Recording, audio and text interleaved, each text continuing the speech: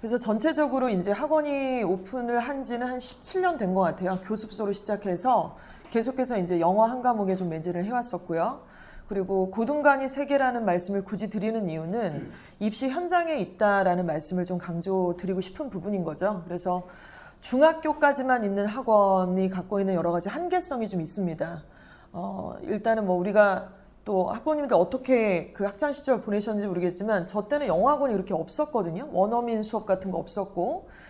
근데 이제 나중에 어른이 되고 나서는 그 생활 영어를 못한다는, 유창한 영어를 못한다는 약간 그 어떤 불안감이 있잖아요. 그래서 자녀한테는 이제 그런 부분이 해소되고 싶었지만 실제로 이제 입시를 치르는 데는 그 부분하고는 결이 굉장히 다르다. 이런 것들을 아마 느끼기 시작을 할 거예요. 그래서 저는 둘러서 얘기하는 걸 좀 잘 못하고요. 그리고 어머님들 이렇게 듣기 좋아하시는 말씀 골라서 하는 걸 잘 못해요. 그래서 고등부에서 주로 많이 수업을 좀 했기 때문에 그런 것도 있는데 2020학년도에 저희 중등부 모토가 바로 이렇게 됩니다. 이주와 어학원 중등부는요. 고등학교 1학년 내신 준비가 목표입니다. 어떻게 들리세요? 고등학교 1학년 내신? 뭐 그게 그렇게 어렵나? 이제 이러실 수도 있고 아니면 입시를 치러보셨거나 지금 현재 고등학교에 다니고 있는 재학생을 자녀로 두신 분이라면 어느 정도 이 부분을 좀 공감을 하실 거라고 생각을 합니다. 그래서 딱 정했어요. 이것저것 얘기하지 않고 이주아학원의 중등부를 다닌다. 중1이든 중2든 중3이든 저희는 이쪽 지역에서 고등학교 보낸다라는 전제하에 그게 예일이든 대성이든 충암이든 명지든 간에 고1 내신에서 한번 아작을 낸다. 이걸 목적으로 삼고 있습니다. 기본적으로 수준 위로 올려 보낸다. 이게 목적인 거죠. 그래서 그 목적을 가지고 밑에 학년으로 내려오면서 커리큘럼이나 교재나 관리 부분이 있다. 이게 이제 저희의 목적이라고 좀 생각을 하시면 될 것 같아요. 자, 그렇다면 고등학교 1학년 내신이 되게 중요하긴 한가 보죠? 저렇게 얘기를 한 거 보니까. 근데 왜 중요한지 어떤 부분에서 어떻게 중요도를 인지를 하셔야 될지에 대한 얘기를 좀 해야 될 것 같아요. 근데 일단 첫 번째는 질문으로 먼저 시작을 좀 하고 싶습니다. 지금 우리 서부학군이라는 거는 은평구, 마포구, 서대문구 이제 여기를 다 토탈해서 우리가 서부학군이라고 좀 얘기를 하죠. 그래서 지금 다니고 있는 우리 아이들의 중학교들이 다 이제 서부학군에 속해 있으시니까 여기 오셨을 거예요. 덜어는 강 건너에서 가끔 오시는 분들도 계세요. 모근중학교 어머님도 뭐 간담회 참석도 하시고 막 이러시더라고요. 근데 서부학군에서 지금 다니고 있는 중학생이 모르고 있는 게 있어요. 그리고 이제 그 자녀를 두고 계시는 학부모님들도 미처 제대로 파악하지 못하는 부분들이 좀 있습니다. 어떤 것들을 모를까요? 일단 기본적으로 입시에 대한 이해가 완전 필요하겠죠. 근데 입시가 뭐 쉽지는 않은 것 같아요.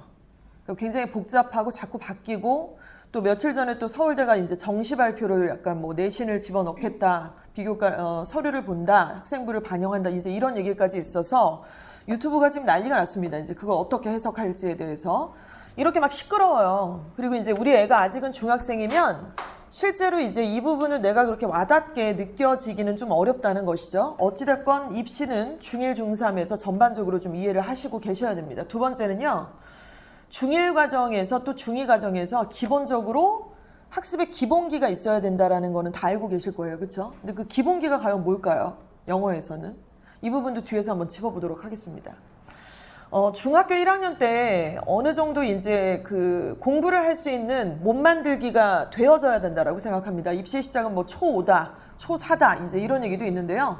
일단 독해력도 너무 중요하고 그리고 앉아 있어서 이제 집중하는 능력들도 너무 중요하고 그리고 어떤 정해진 태스크를 딱 줬을 때, 지문을 줬을 때 그냥 이렇게 묻지만 해석을 하는 게 아니라 속뜻이 뭔지, 출제자 의도가 뭔지 이런 것들을 파악하는 능력이 너무 중요한데 거의 중1 정도 되면 어느 정도 좀 잡혀 있어요. 상위권 애들은. 그 상태에서 중2, 중3이 되면은 이제 뭐가 시작하고 들어가야 되냐면 바로 이거죠. 객관적으로 중학교 2학년이지만 얘 성적이 어느 정도인지를 우리가 판단할 수 있는 데이터는 충분히 나와 있습니다. 그래서 그런 것들을 만들어야 되는 과정이 중2 때 필요하다. 이제 이런 말씀을 좀 드리고 싶어요. 그건 중학교 내신은 아닙니다. 지금 뭐 불광중학교, 구산중학교, 뭐 덕산중학교, 상신중학교의 내신을 갖고 말씀을 드리는 건 아니고요. 중2 때부터 중3까지 꾸준히 이 학생의 객관적인 성적을 분석하고 또 중요한 건 또 하나 아이의 성향을 파악을 하셔야 돼요. 그러니까 이게 입시하고 얘가 어떤 전형이 맞는지에 대한 이 꾸준한 관찰이 좀 필요하다는 말씀이죠.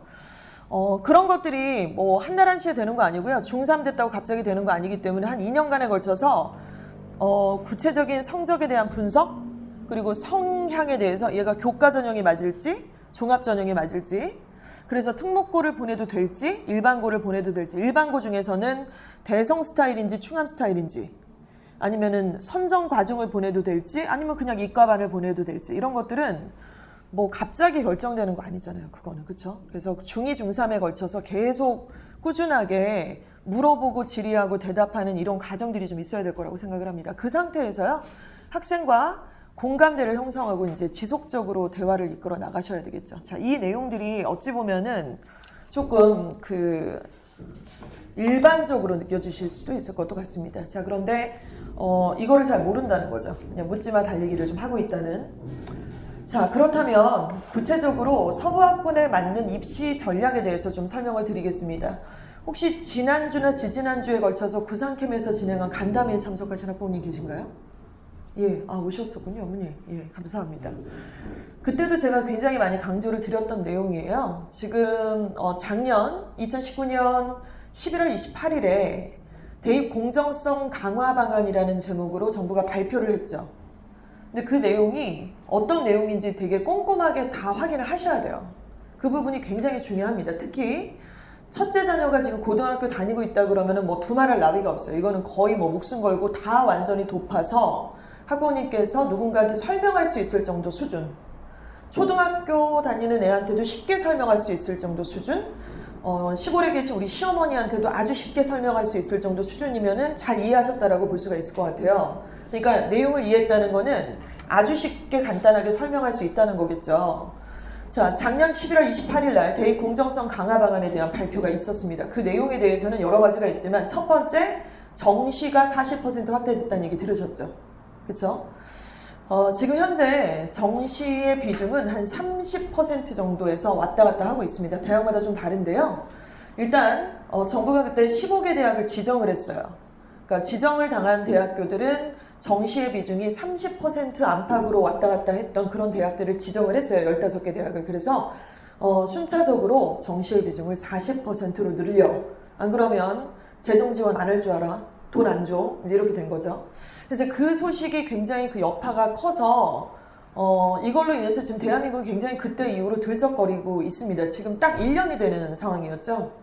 그래서 이제 이 얘기를 듣고 첫 번째 반응은 정시가 완전 대세로구나. 애들 나중에 대학을 보내려면 정시로 보내야 되니까 그러면은 모의고사 준비, 수능 준비, 이사를 가야 되나? 목동으로? 아니면 대치동으로 가야 되나? 이제 이런 고민들을 하셨을 거예요. 아니면 우리 동네에서 정시로 대학을 잘 보낼 수 있는 고등학교는 어디지? 이런 거 고민하셨을 텐데 결론을 말씀드릴게요. 정시로 못 가요. 은평구, 마포구, 서대문구에 해당되는 고등학교의 아이들은 정시로 대학을 갈 수가 없습니다. 현실적으로. 그러니까 제가 말씀드리는 이 대학은요, 가고 싶은 대학을 얘기하는 거예요.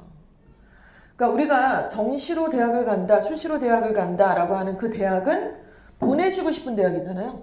이름을 딱 들으면 알만한 서울시에 있는 15개 대학 정도라고 말씀을 하실 수 있겠죠. 그렇죠? 서연고, 서성환이, 중경외시, 동건, 홍숙 정도.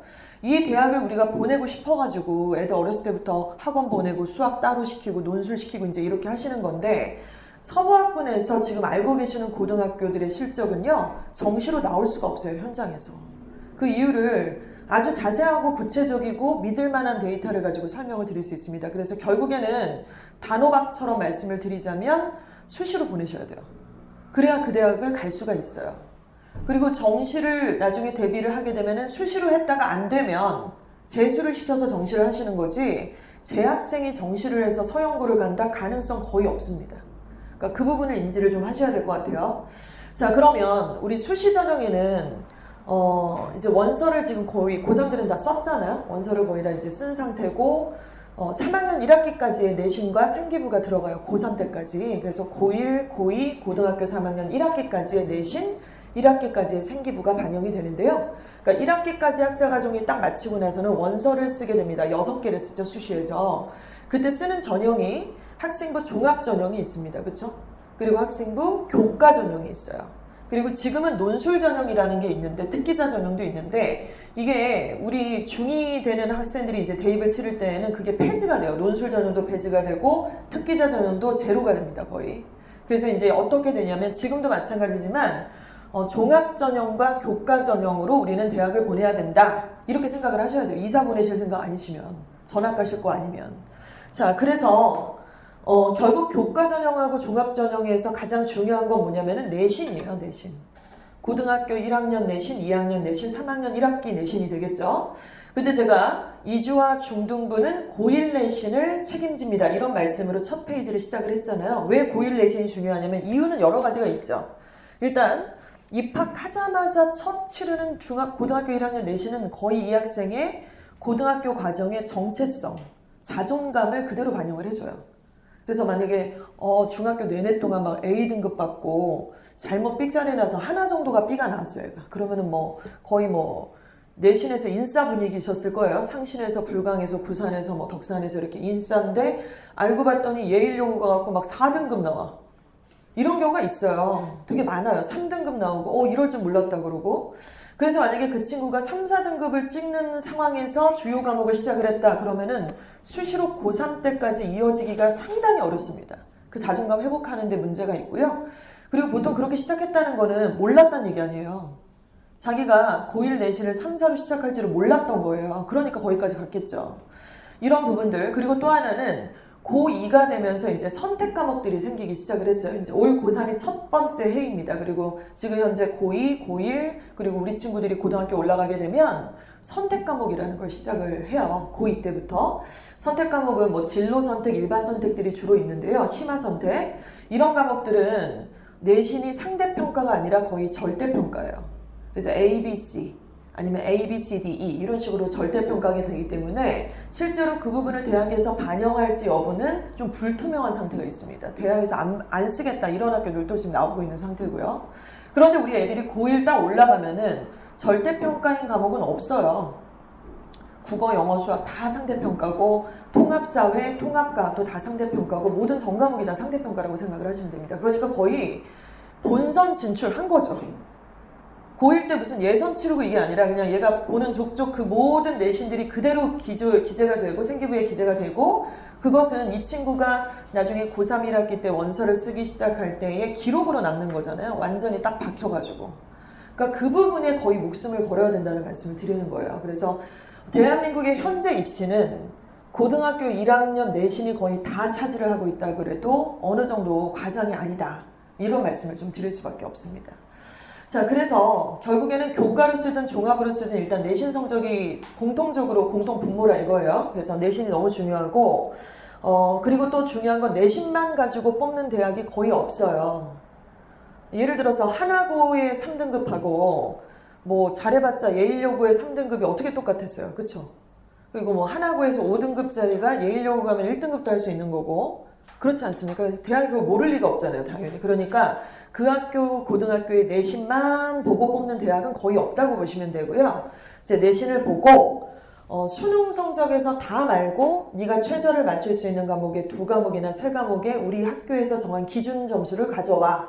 예를 들어 영어 2, 탐구 3 가져와서 2개 합을 5를 맞춰오면 합격시켜 줄게. 이렇게 2개를 보는 게 교과 전형이에요. 그리고 내신하고 수능 최저는 필요 없는데 너 생기부 갖고 와. 우리 몇 장 되는 위에 10몇 장 되는 생기부 있잖아요. 봉사도 들어가고 세특도 들어가고 종합의견 독서 다 들어가는 그거를 가져와. 그러면은 그걸로 대학을 붙여줄게. 이게 종합 전형입니다. 그래서 교과와 종합을 구분하시기 시작하셔야 되는 거 아시죠? 자, 그런데 우리 학부모님들이 너무너무 보내고 싶어 하시는 엄친아 엄친딸들이 다니는 그 스카이나 서성한이는 순수한 종합 전형으로만 또 애들을 뽑지 않아요. 일단은 내신도 보고요. 서류도 보고요. 수능 최저도 가져오라고 합니다. 거기다가 면접도 봐요. 그러니까 안 보는 게 없다고 생각하시면 돼요. 그래서 서류도 다 갖춰야 되고 활동도 다 해야 되고 내신도 겁나 좋아야 되고 거기다가 객관적으로 전국 애들이 맞짱을 뜨는 그 수능에서 실제로 최저의 기준을 전 과목까지는 필요 없지만 2과목이나 3과목의 합의 등급을 가져와. 이런 거고 고대 같은 경우는 제일 빡세기로 유명합니다. 3합 6 이과는 문과는 3합 5 이게 무슨 말이냐면 3합 이게 뭐냐면 3개 과목의 합을 5등급을 맞춰와. 예를 들어 국어가 2예요. 영어가 1이에요. 그럼 3이잖아요. 그러면은 탐구 영역에서 2를 맞춰서 와야 돼요. 만약에 탐구에서 3 나왔다 그러면 떨어지는 거죠. 그래서 이 3합 5나 3합 6이라는 건 이과는 6이고 문과는 5거든요. 근데 이게 맞추기가 진짜 장난 아니게 어려운 거고 거의 서부학군에서는 이걸 맞추는 애는 전체 통틀어서 1명, 2명 나올까 말까라고 생각하시는 게 맞으세요. 그러니까 이렇게 3합 5나 3합 6도 맞추지를 못하는데 무슨 정시를 가요, 애들이. 정시는 다 보는 건데 국어, 영어, 수학이랑 탐구를 다 보고 한국사도 다 봐야 되는데 무슨 말씀인지 조금 이해가 가시나요? 자, 그래서 일단은 내신이 너무 중요하다. 그리고 내신만 갖고는 답이 없다. 최저를 맞추든가 서류를 꾸미든가 3개를 다 하든가 그러면 대한민국에서는 이제 대학을 간다. 이제 이렇게 취지를 좀 보시면 될 것 같습니다. 그래서 교과는 말씀드린 대로 이 2가지고요. 종합은 내신과 학교활동과 면접까지를 보고 좋은 대학들은 또 수능의 최저 등급까지도 가져와라. 이제 이렇게 얘기를 하고 있는 거죠. 그래서 제가 정시 얘기를 그렇게 많이 강조해서 드리지 않을 거예요. 그리고 학부모님들께서 이제 입시 관심 많으시면 여러 가지 자료를 찾거나 간담회를 가시거나 유튜브를 보실 수 있잖아요. 근데 거기서 얘기하는 수많은 얘기들은 우리 동네 기준이 아니에요. 그래서 그거는 실제로 각 고등학교에서 어떻게 실적을 내고 있는지를 보셔야지 아시는 거잖아요. 그렇죠? 정시로 입결을 내고 있는 아이들은 다 재수생이라고 보시면 돼요. 현역에서 좋은 대학교에 정시로 합격한 애는 거의 없습니다. 아예 제로예요, 제로. 그래서 수시 합격자가 몇 명이고 수시로 무슨 대학을 갔는지를 고등학교를 반드시 보셔야 된다는 거, 그런 것들을 참고하시면 좋을 것 같아요. 제가 고등학교 학생들, 학부모님들이 오셨을 때 간담회 때는 교과가 뭐고 종합이 뭔지 설명을 드리지 않습니다. 이유는 그런 설명을 드리는 게 서로 하면 안 된다고 생각해요. 고등학생들은. 그러니까 그 정도는 알고 오셔야 되는 거지. 여기서 뭐 교과가 뭐고 종합이 뭐고 설명하는 것 자체가 말이 안 되는 거예요. 서로 약간 무시하는 거예요. 어떻게 보면. 근데 우린 중학생들이시니까 제가 천천히 처음부터 순한 맛으로, 아주 순한 맛으로 다 이제 말씀을 좀 드리도록 할 겁니다. 자, 서부학군을 위한 2022학년도 현재 고2, 그러니까 지금 중2인데 무슨 고2를 얘기하냐 이제 이러실 수 있는데 주요 대학교에 우리가 추천 전형이라는 제목을 지금 드리고 있거든요. 일단은 이제 가정을 해볼게요, 학부모님들. 우리 애가 지금 어떤 상태인지는 전 몰라요. 우리 집 아들내미, 딸내미가 어떤 상태인지는 모르지만 어머님들께서 조금 더 화이팅 넘치셔서 아이를 좀 만들어 갈 거고 아주 그냥 훌륭하게 전반적으로 이제 입시를 잘 치를 수 있는 우수한 아이로 만드셨다고 했을 때 예를 들어 이제 충암고등학교를 보내셨어요? 아니면 동명여고를 보내셨어요? 아니면 예일여고나 뭐 대성고라든가 이렇게 보내셨습니다. 딱 보내셨을 때 우리 서부학군에서 제일 대학을 잘 갈 수 있는 아주 끝내주고 기똥찬 방법이 하나 있는데 그거 뭐냐면 추천 전형을 이용하시는 거예요. 추천 전형.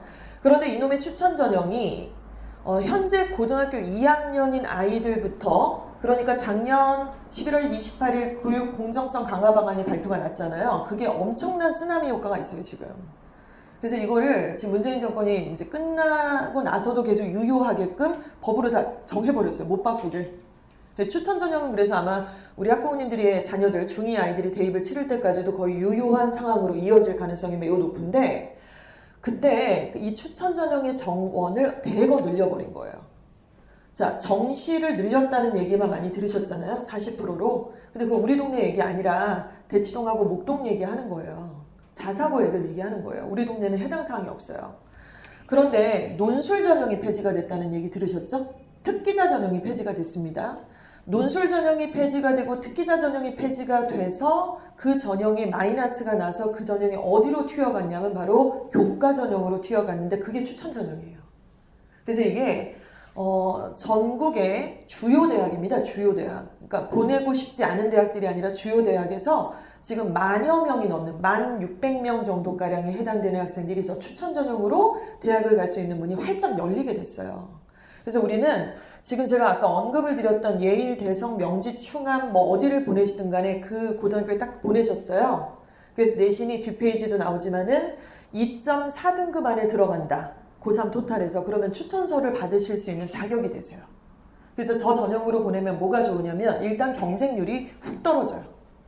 우리가 수시에서 6장의 원서를 쓰는데 그 6장 원서 일반 전형으로 쓰면은 개당 경쟁률이 거의 뭐 9대1, 10대1 다 넘어갑니다. 근데 추천 전형은 이미 추천서를 받을 수 있는 애들이 한번 걸러지잖아요. 그러니까 이게 경쟁률이 3대1, 4대1, 5대1.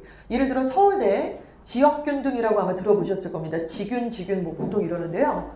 서울대학교 같은 경우는 전국에 있는 모든 일반계고 특목고 할 거 없이 모든 고등학교에 추천서를 2장씩 줘요. 그럼 뭐 구분해서 어느 학교는 안 주고 어느 학교 주고 이런 거 아니라 그냥 다 2장씩 줍니다. 그럼 보통 모든 고등학교들이 문과 전교 1등 1명, 이과 전교 1등 1명에서 이제 지균으로 서울대를 쓸 수 있게끔 하는데, 지균으로 그렇게 전국의 모든 고등학교가 받지만 못 쓰는 고등학교가 훨씬 많죠. 왜냐면 최저를 못 맞춰요, 애들이 대부분. 뭐 생기부는 그렇다 치더라도 서울대가 제시하고 있는 그 수능 최저를 못 맞추기 때문에 뭐 붙지 못할 게 뻔하니까 못 가고요. 또 여기는 특목고나 하나고나 과학고나 뭐 영재고 아이들은 지균으로 붙을 수가 없어요. 왜냐면 내신이 걔네들은 전교 1등이라고 해봤자 1.4나 1.2가 아니라 2등급이 다 넘어가요. 전교 1등의 내신이. 왜냐면 전교 1등을 혼자서 독식하는 게 아니기 때문에 그렇습니다. 그래서 다시 말하면 저 추천 전형이라는 거는 일반계 고등학교를 위한 전형이에요. 그래서 하나고도 충분히 갈 수 있고 외고도 갈 수 있고 과학고도 갈 수 있는 애가 그냥 대성의 이과를 갈래, 예일여고에 그냥 과중반을 갈래, 그래서 전교 1등을 할 수 있다 그러면은 지금 받아갖고 경쟁률 3대1 정도 되는 전형으로 가는 거죠. 바로 이것들을 좀 노리셔야 된다는 말씀을 드리는 거예요. 그래서 학교장 추천 전형 뭐 이런 식으로 얘기를 하고 있고요. 정원은 지금 보면 서울대 같은 경우는 654명을 뽑습니다. 그러니까 정원이 654명을 매년마다 이 정도 숫자를 뽑게 되는데 실제로 경쟁률은 3대1이 채 안 돼요. 그러니까 못할 애들을 아예 안 쓰는 거예요, 전국적으로. 그리고 연세대 같은 경우는 지금 523명을 추천 전형으로 뽑게 되고 추천 형식은 5%라고 얘기하고 있습니다. 그러니까 1등급이 4%잖아요.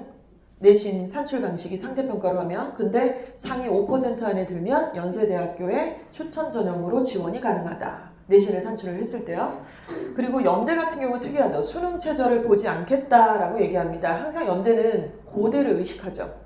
그리고 서울대를 의식하고요. 그래서 이제 이런 것들은 꼼수가 좀 보이는 상태고, 이 안에는 서영고만 있는 것이 아니라 숙명여대나 홍대나 동국대도 있는데, 일단 숙명여대 같은 경우는 추천 방식이 상위 10% 안에만 들면 추천서를 받을 수 있다고 얘기합니다. 우리가 고등학교 딱 올라가면은 만약에 전교생이 300명 되는 정원의 학교예요. 그러면은 3, 4, 10이니까 전교 12등까지가 1등급이라고 보시면 되고요. 그리고 11%까지가 2등급이라고 보시면 되는데, 여기 10%니까 한 1.8등급 정도, 그쵸? 죄송합니다.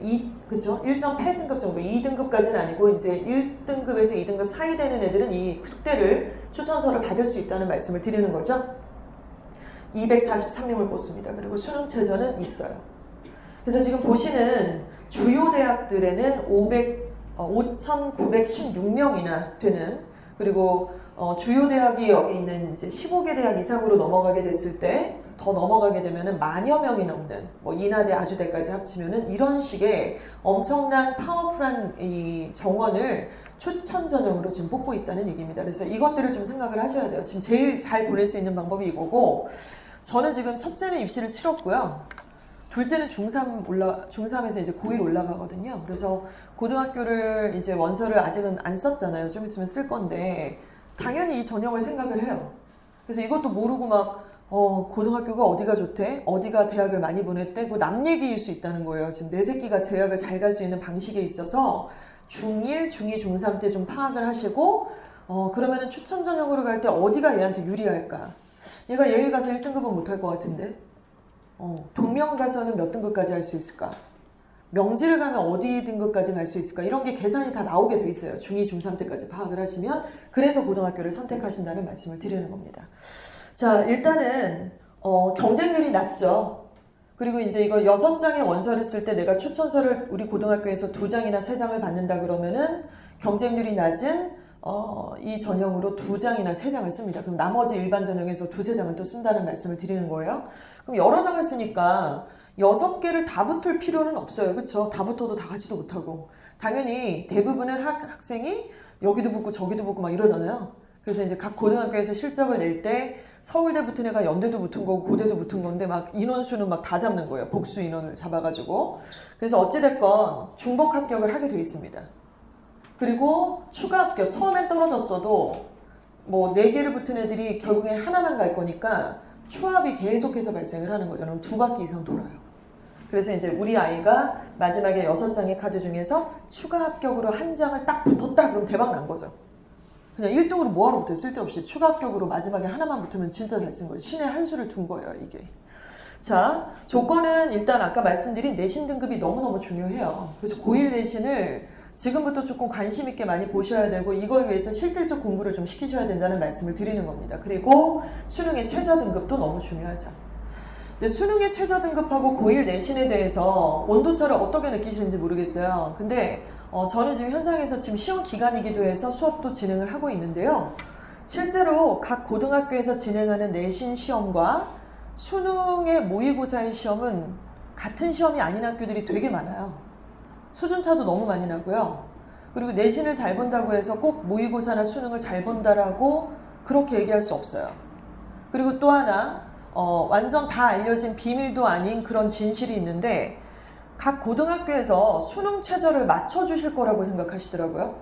고등학교 보내면 알아서 수능 공부 시켜주는 거 아닌가? 전혀 아니에요. 전혀 아닙니다. 그거는 제가 확실하게 말씀드릴 수 있어요. 누가 수능을 고등학교에서 가르쳐 준다고 생각을 하시는지 모르겠어요. 전혀 그렇지 않아요. 고등학교에서는 교과서진도 나가잖아요.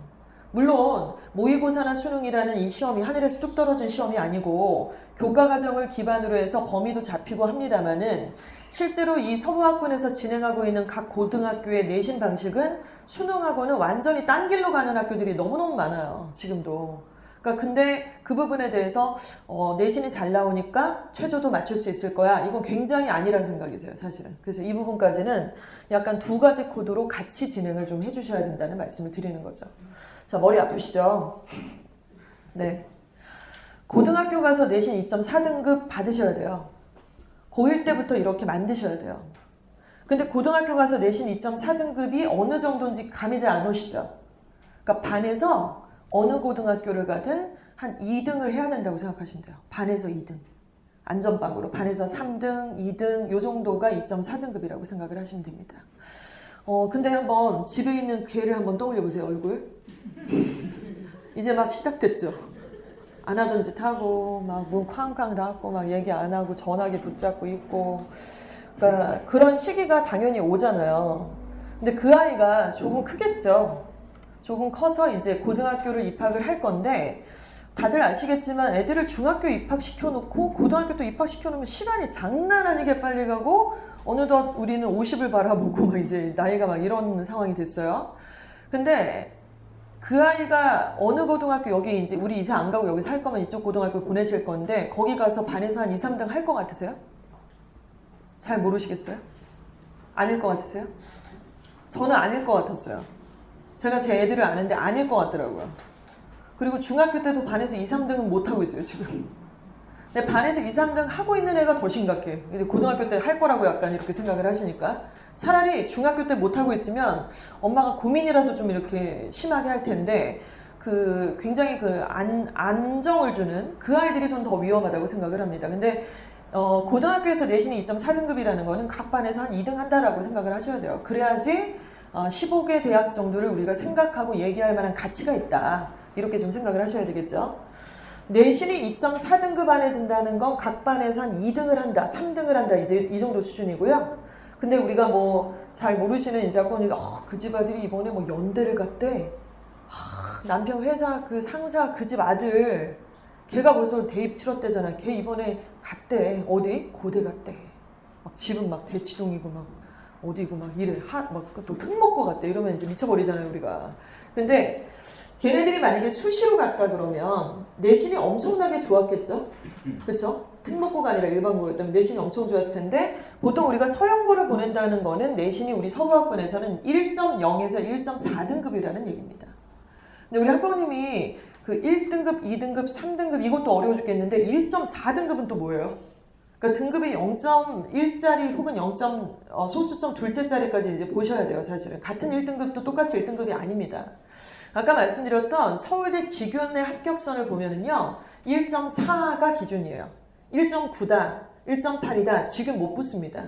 하나고 전교 1등은 직윤을 못 써요.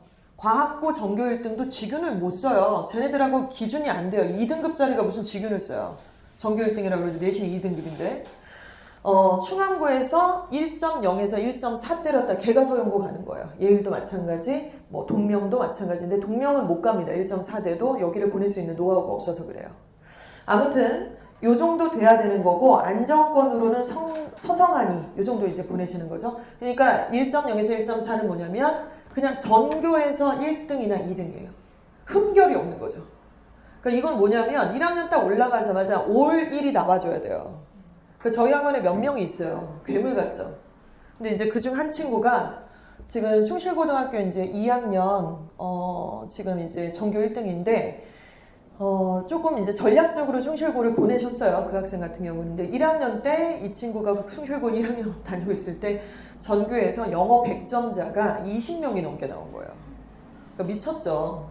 그러니까 진짜 욕먹어도 싸는 그런 난이도 실패작이었습니다. 전교생에서 20명이 넘는 애들이 100점이 나왔다는 얘기는 말이 안 되는 거잖아요. 그러니까 모의고사 3등급도 100점 맞는 애가 발생을 했다는 거예요. 그 말인즉슨. 있을 수 없는 일인데 그러니까 이제 피해를 본 건 누구냐면 진짜 잘하는 애들이 피해를 보죠. 그래서 얘가 그때 또 가관으로 하나를 틀렸어요. 그러니까 그때 하나가 2가 뜬 거죠. 근데 그때 이후로 이제 결국에 1을 만들고 해서 토탈적으로는 흠결하는 1.03까지 만들고 1.3까지 만드는 지금 이제 완벽한 이 어떤 스트레이트 라인을 타고 있는 상태인데 그런 친구들이 이제 여기를 간다라고 생각하시면 됩니다. 남다른 애들이죠. 자, 그런데 똑같은 1등급인 줄 알았어요, 우리 어머님은. 왜냐면 얘가 다 1등급이니까. 근데 까보니까 1.8이야. 그러면은 서영고는 조금 힘들어요, 사실은. 그래서 1.5에서 1.8이다 그러면 성균관대, 서강대나 이대 정도가 보통 전략적으로 잘 만들어서 보내는 거예요. 서류도 만들고 최저도 만들고 각고의 노력이 필요하고 엄마가 거의 돼지 엄마, 피기맘 정도는 되셔야지 가능하다고 생각을 합니다. 근데 얘가 만약에 그런 전략을 안 썼다, 그냥 이렇게 되게 아주 고지식하게 그냥 공부하고 그냥 자기가 스스로 하고 약간 이러고 엄마는 그냥 약간 너무 복잡하고 모르겠어. 그러면 이제 여기를 가겠죠? 중경 외시 정도? 자, 그리고 1.9에서 2.4다. 그래서 2.4가 약간 이렇게 어떤 경계선을 말씀을 드렸잖아요. 2.4도 똑같은 2.4가 아닐 수 있어요. 그래서 대성고등학교에 정말 전략적인 2.4등급인 학생이 있고 명지고등학교에서 전략이 조금 부족한 2.4가 있는데 두 학생은 가는 대학이 완전 다를 수밖에 없습니다. 왜냐하면 최저에서 갈라지게 되는데 어찌됐건 2.4 안에 든다 그러면은 중경 외시 정도, 중경 뭐 한 외대, 시립대 정도 이렇게 보내신다고 생각하면 되고 안정적으로는 뭐 동건, 홍숙 정도까지 생각하실 수 있습니다. 그래서 우리가 서영고, 서성하니, 중경외시, 동건, 홍숙 보통 이렇게 얘기를 하지 않습니까? 여기가 이제 15개 대학이라고 얘기하는데 그건 내신이 2.4인 애들이 얘기를 하는 거예요. 그래서 이주어학원 고등부는 내신 성적표 이제 다 가져오고 생기부 제출하고 모의고사 성적표 제출하면 이제 수시 지원 상담을 진행을 해요. 1대1로. 근데 본인이 이제 1 받은 것도 있고 2 받은 것도 있고 내신 산출도 복잡하지 않습니까? 그래서 이제 오면은 자기는 지금 현재는 2.4지만 앞으로 올려가지고 자기는 연대를 가고 싶다. 못 가요. 현실적으로. 그러니까 그런 희망을 가지시면 안 돼요, 진짜로. 그러니까 그게 되게 고통스러운 일이에요. 단계적으로 밟는 거지 갑자기 얘가 어떻게 여길 가요. 처음엔 여기를 얘기를 하든가 뭐 이래야지 맞는 거 아니겠습니까? 그리고 그런 어떤 목표를 하기 위해서 내신도 무조건 1 때릴 거야 이게 말이 안 되잖아요. 3도 있고 이러는데 그럼 전략적으로 무슨 과목을 0.5등급을 올리겠다 이제 이런 지원까지도 필요하다는 말씀을 드립니다. 장난 아니죠? 장난 아니죠? 장난 아니게 복잡하죠? 그쵸? 설레설레 지금 고개를 드시는데 자 만약에 내신이 2.4 안에 든다 그러면 이제 어깨 피시고 맥주 한 잔 사셔도 되는 입장 되시는 거예요. 그리고 대학을 골라서 갈 수 있는 여지가 있습니다. 최저를 맞추신다면요. 그런데 애가 막 3 뜨고 4 뜨고 막 5 뜨고 6 뜨고 막 뭘 버렸어. 뭐 하나는 똥을 싸고 하나는 막 찍고 난리가 났어. 지가 좋아하는 과목 하나만 이뜨고 나머지는 뭐 봤더니만 이럴 줄은 몰랐는데 막 난리가 난 거예요. 6이 막 2개가 있고 5가 있고 이거는 뭐냐. 엄마 아빠가 너무 관심이 없었던 거죠. 진짜.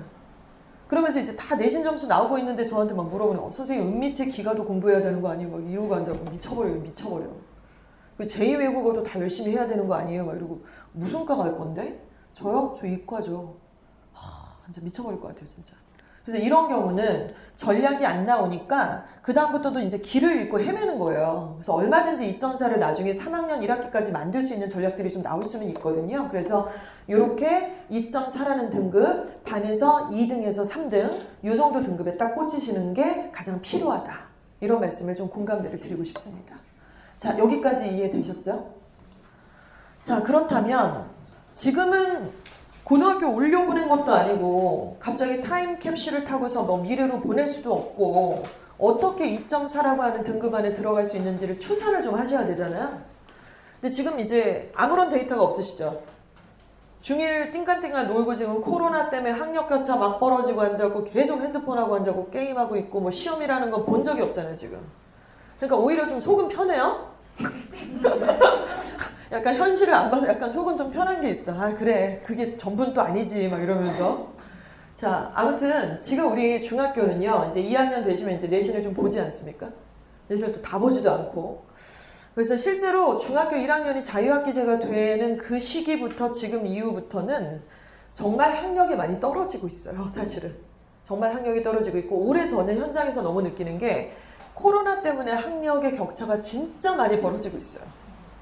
근데 제가 엊그저께도 제가 이제 예일여고 1, 2학년의 내신을 담당을 하고 있는데 저희하고 이제 전교권 애들이 많이 있어요. 근데 뭐 하다가 야 왜 정신을 못 차리고 이렇게 넋놓고 있냐 왜 그러는 거야?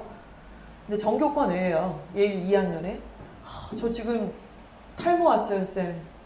탈모 오지 고2인데 새끼야. 대상포진도 올 거야 좀 있으면. 이제 이랬더니 너무 열심히 한대요. 자기는 고2 때 지금 너무 열심히 하고 있고 1학년에 비해서 코로나가 딱 터지니까 공부할 시간이 너무 많아져가지고 장난 아니게 열심히 하고 시간은 더 많이 공부를 한다는 거예요. 근데 얘가 하는 말이 너무 충격적이었어요. 그런데 자기 바로 위에 있는 애들 얘는 한 이제 내신 1.9 2.0 요 정도 수준인데 그 뚫을 수 없는 그 완전히 초상위권 애들은 공부를 더 많이 한다는 거예요. 왜 이렇게 안 뚫어지는지 모르겠대. 자기는 작년보다 분명히 더 열심히 하고 있는데 내신이 올라가질 않는다는 거예요. 걔네들은 이제 더 열심히 공부를 하는 거죠. 시간 확보도 장난 아니게 있고 뭐 코로나니까 오히려 더 좋다 이거죠. 자 그런데 이제 이런 거랑 전혀 상관없는 애들이 있어요. 지가 미끄럼 타고 내려가는지 조차도 모르고 있는 이제 3, 4등급 애들이 막 4로 내려가고 있고 5로 떨어지고 있고 또 관리 안 되니까 막 더 난리가 나고 이런 부분들이 없지 않습니다. 자 그럼 한번 뚜껑을 열어보자 이거죠. 자 중학교 2학년 돼서 내신 보실 거예요. 3학년 돼도 내신 보실 거예요. 근데 저는 솔직히 말씀드리면 중등부에서 이제 내신 끝나고 나면 내신 분석회의를 하거든요. 근데 진짜 너무 하기 싫어 죽어버릴 것 같아요. 참석하기가 싫을 정도로 너무 내신을 정말 죄송합니다만 제가 격한 표현 써도 죄송합니다만 정말 병신같이 내요. 문제를. 정말 가치가 없는 문제를 내요. 고등학교도 그런 학교 있어요 지금도. 근데 너무 말 같지도 않은 문제를 내고 가책이 없는 것 같아요 제가 보기엔. 근데 그런 시험 문제를 또 애들이 보고 누구는 A 받았다고 또 겁나 좋아해. 누구는 또 B 받았다고 막 B면 괜찮지 않나? 막 이러고 앉았고. 또 엄마도 또 수고했어. A 받으라고. 이제 이런 상황인데 한번 열어보겠습니다. 중학교는 절대평가죠. 중학교는 중학교에서 만약에 국어, 영어, 수학, 영어, 과학의 점수가 원점수가 있습니다. 100점 만점에 애가 92점, 91점, 92점, 94를 받았다고 칠게요. 되게 잘하는 애네요. 그쵸? 근데 평균 점수를 한번 보세요. 평균 점수. 평균 점수 뜨거든요. 성적표에. 88점, 80점, 88점, 80점, 뭐 70점 있습니다. 표준 편차 아시죠? 표준 편차는 평균이 이렇게 있으면은 맨 꼴등하는 애들이랑 맨 1등하는 애들은 너무나 격차가 크니까 걔네 버리고 전체 구성원 중에 이 맨 꼭대기랑 맨 끄트머리는 버리고 70%. 그 70%가 벌어져 있는 격차를 우리가 표준 편차라고 하는데 표준 편차가 11, 14, 15, 17이에요. 그러니까 이렇게 되어 있습니다. 그러니까 이걸 보고서 성적표를 보시는 방법을 추산을 하셔야 돼요. 일단 평균 점수가 좀 높은 편이잖아요. 지금 이 정도면은. 그쵸? 그런데 우리 애가 예를 들어서 수학을 91점을 받았어요. 우리 애가. 상신중학교에서 수학을 91점을 받았어. 100점 만점에. 그러면 이 정도면 잘했잖아요. 사실은. 수학학원 보낸 보람이 있네. 이제 이러실 텐데 그래서 결국 90점 넘었으니까 A등급을 받았을 거예요. 그런데 평균 점수 봤더니 80이에요. 내 새끼 역시 평균보다 훨 잘했네. 수학을 특강까지 보내길 너무 잘했어. 이렇게 생각을 하셨어요? 자, 그랬더니 표준 편차를 봤더니 14예요. 그러니까 벌어지는 폭이 그닥 그렇게 높지는 않다는 건데 여기 80이라는 평균에서 표준 편차를 더해보면 94점이 나옵니다. 그쵸? 94점. 결국에는 이 상신중학교에서 저런 지표를 삼고 있는 수학시험에서 94점을 받아야 상위 15% 안에 든다는 거예요. 상위 15%. 자, 이거를 조금 더 편하게 말씀드리면요. 중학교 A등급은 고등학교 내신 4등급까지가 포함될 확률이 높습니다. 그래서 자꾸 놀라는 거예요. 고등학교 1학년 딱 갔더니 뭐야. 내신 따기 좋다 그래서 충암분 했더니 왜 1 안 떠? 왜 3 뜨는 거야? 어이없게. 중학교 땐 올 A였는데 사실 속으로 하나만 B였잖아. 막 이런 거. 엄마만 안다고 막 얘기를 하시는데 이런 경우는 이제 대성이나 예일 가면 더 심하죠. 하나고 가면 더 심할 거고. 그래서 학부모님들이 A와 B에 너무 집착 좀 안 하셨으면 좋겠고 A를 받은 거는 분명히 성취도가 높은 것은 맞습니다만 그 안에 숨어있는 숫자에 이 계산법을 명료하게 딱 밝히고 시작을 하시라는 말씀을 드는 거예요. 얘는 상위 15% 안에 못 드는 애예요. 지금 94점을 받아야 되는데 91점을 받았잖아요. 그럼 상위 15% 안에 들어야 11% 안에 들어야 2등급이거든요. 그럼 15%면 3등급이에요. 3등급. 그쵸? 근데 얘 3등급 못 들었잖아요. 얘 수학 고등학교 올라가면 4 뜬다는 거예요. 대성고 가면 지금. 바로 이런 계산법이 좀 있고요. 그래서 이건 조금 어렵습니다만 일단은 그렇습니다. 그래서 고등학교 가면 1등급은 4%고요. 2등급까지가 이제 11%까지가 전체 1, 2등급을 합친다고 보시면 되고 33% 이제 이렇게 보시면 됩니다. 그래서 전교 등수를 보면은요. 만약에 전교에 300명 정도의 정원이다. 이렇게 됐을 때는 전교 12등까지가 1등급. 전교 33등까지가 2등급. 전교 69등까지가 3등급이라고 보시면 되는데 저 학생은 여기에 속할 확률이 매우 높아진다는 말씀을 드리는 겁니다. 그렇죠? 그래서 진짜 제일 답답한 게 중학교 학부모님들 모임 가서 이렇게 있으면 저는 미쳐버릴 것 같아요. 진짜. 잘하잖아. 올해 이래매 넘사벽이잖아. 하나고 쓸 거지? 이러는데 하나고 가가지고 급식 맛들이고 지금 고등학교 졸업하고 인생이 끝나는 건 아니잖아요. 그러니까 경쟁력이 있으면 가면 좋죠. 근데 경쟁력 없는 거를 엄마가 몰랐다는 건 이 말이 안 된다고. 그러고 보낼 생각을 했다는 것 자체가 너무나 비극적인 상황이라는 거죠. 조금만 생각하시면 아실 수 있으니까. 일단은 그래서 이제 이 표준 편차 부분까지도 이제 말씀을 드리는 거예요. 반복되는 말씀이니까 조금 스킵을 하고 넘어가겠습니다. 이것을 가장 명확하게 확인하실 수 있는 방법이요. 학교 알림이라는 사이트가 있어요. 학교 알림이라고 이제 들어보신 학부모님들도 있으실 거고 네이버에 학교 알림이 이렇게 5글자를 치시면 로그인을 안 하셔도 됩니다. 로그인 안 하시고요. 그냥 우리 내 새끼 다니고 있는 그 중학교를 한번 쳐보세요. 뭐 동명으로 여러 이름이 2개인 학교들도 있긴 합니다만 주소지 보면 바로 아시니까요. 그래서 만약에 대성중학교를 딱 치셨어요. 아니면은 뭐 구산중학교를 치셨습니다. 그러면은 밑으로 쭉 내려보시면은 그 이렇게 전반적인 학사 편성이라든가 이런 것도 있지만 학력을 볼 수 있는 퍼센테이지가 나옵니다. 그러면은 보통 1년에 이걸 2번 업데이트하게 돼 있어요. 그래서 이제 보통은 1학기 때는 6월에 하고요. 2학기 때는 9월 정도에 하게 됩니다. 그래서 올해 것도 다 나와 있어요, 지금. 그래서 치시면은 저희가 이제 목동에 그래도 좀 잘한다는 월촌중학교하고 명지중학교, 우리 동네에서 그래도 명지중이 나쁘진 않지 않습니까? 이 두 중학교를 학교 알림이 사이트에서 내신 성적의 평균 점수 표준 편차를 한번 비교 분석을 해봤어요. 국수영만 했는데 영어만 한번 보도록 하겠습니다. 영어가 월천중학교는 2020학년도 1학기에 영어의 평균 점수가 83.3입니다. 되게 높네요, 평균이. 그리고 표준 편차가 16.3이에요. 16.3. 그런데 명지중학교가 어떠냐면 평균이 70점이에요. 그리고 표준 편차가 24점입니다. 엄청 벌어져 있네요. 월촌중 내신이 어려울 것 같으세요? 명지중학교 내신 영어가 어려울 것 같으세요? 당연히 월촌중이 어려워요. 좀 이따 보여드릴게요. 범위도 달라요. 우리 이 동네 해봤자 뭐 교과서 2~3가 들어가는 게 다잖아요. 프린트 몇 개 주고 끝이잖아요. 거의 다. 자, 일단은 그런데 평균이 어려운 시험인데도 더 높고 표준 편차도 월촌중이 더 적죠. 그러니까 이 평균 점수에 바글바글 다 붙어 있다는 거예요. 근데 우리는 이제 아무리 명지중이라고 하더라도 진짜 못하는 놈들도 깔아주고 잘하는 애들도 있고 이렇게 좀 멀리 벌어져 있다는 얘기가 되겠죠?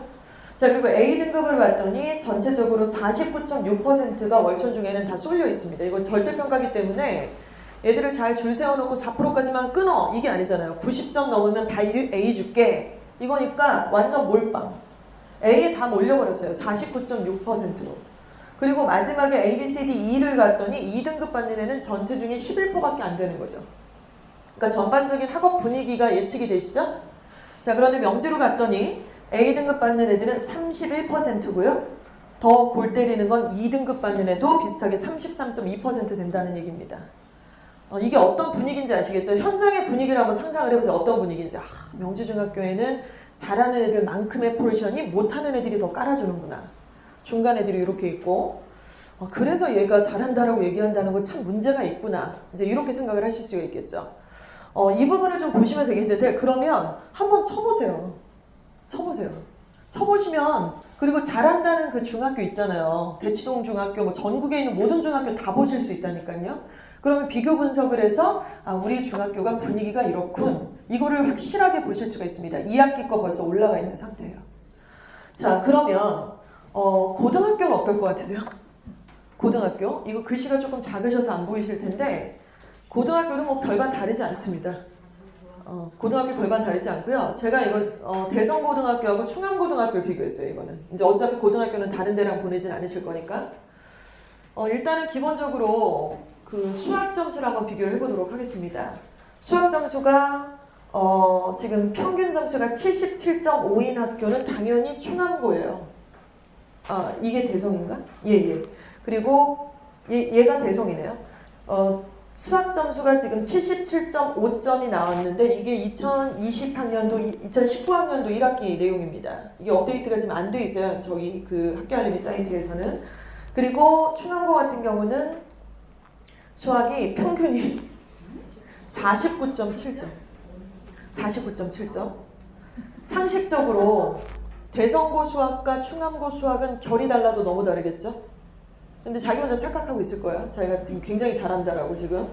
이러고 A등급을 받는 애들은 전반적으로 15.9%입니다. 물론 고등학교는 상대평가인데 학교 알림에는 다 절대평가로 그렇게 환산해서 성취도로 A, B, C, D, E로 나와 있는 거예요. 고등학교가 절대평가를 진행하지는 않아요. 근데 학교 알림에는 A, B, C, D, E로 성취도로 평가를 했다는 말씀입니다. 이해가 가시죠? 그래서 충암고 분위기 대충 아시겠죠? 어떻게 수학의 평균이 49.7이에요. 그리고 편차는 17.8로 이렇게 벌어지기 시작을 하고 A등급 받는 애 15.9%, 제일 많은 포지션은 마지막에 2등급 받는 애들, A, B, C, D 중에 마지막 꼴등급 받는 애들이 28.8%를 차지합니다. 대성고는 A등급이 36.3.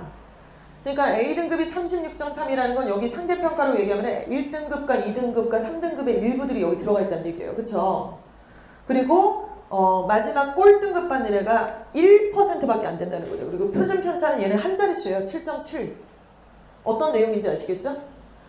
자, 이건 뭐 진짜. 그러니까 이런 분위기인 거예요. 그래서 저는 특정 학교를 깔려고 이제 이런 말씀을 드린다기보다 이건 어떻게 보면 내 새끼한테 굉장히 큰 기회로 작용할 수 있는 호재가 될 수도 있고요. 그리고 미리 파악할 수 있는 되게 의미 있는 데이터가 될 수 있다는 겁니다. 근데 우리 학부모님들은 현재 A, B, C, D, E밖에 앞으로 보실 수밖에 없을 거고 결국 이런 식으로 보시겠죠? 그쵸? 성취도니까. 근데 뭐 여기 36.3% 안에 들은 애들이 A등급인데 쟤네가 다 1등급 아니잖아요? 36.3%면 4등급까지 다 들어가 있는 거예요. 그쵸?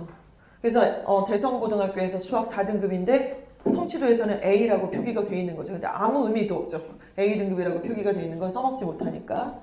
자, 이런 식으로 좀 생각을 할 수 있습니다. 그래서 고등학교 선택을 하시게 될 때 여기저기서 카더라 통신 보실 게 아니라 그냥 옆집 애가 보냈는데 걔가 몇 등급 하는 게 우리 애랑 뭔 상관이 있어요, 그게. 그리고 어떤 학원에서 얘기하는 그 지역적 정보가 무슨 상관이 있습니까? 일단 기본적으로 이 데이터를 보시는 거는 전 국민한테 오픈되어 있다는 거예요. 그래서 이걸 보시고 판단을 좀 하실 수 있다. 근데 여기서 못 보시는 게 하나 있죠. 실제로 시험 문제가 어떻게 나오는 거야? 이거는 숫자만 있으니까요. 뭐 되게 쉽게 나와서 그런 거 아니야? 대성이 그렇게 쉽게 나올 리는 없지 않습니까? 충암보다요. 그렇죠? 그래서 그런 것들도 좀 비교를 해드리려고 해요. 근데 지금 이제 제가 순한 맛으로 좀 준비했기 때문에 고등학교 내신의 어떤 차이는 잠시 뒤에 좀 말씀을 드릴 거고요. 결국에는 거듭 말씀드리지만 2.4라는 숫자에 좀 꽂히셔야 되고요. 고등학교 1학년 올라가자마자 그 안에 들어가야 돼요. 그래서 시작을 예비고1부터 시작하시면 안 돼요.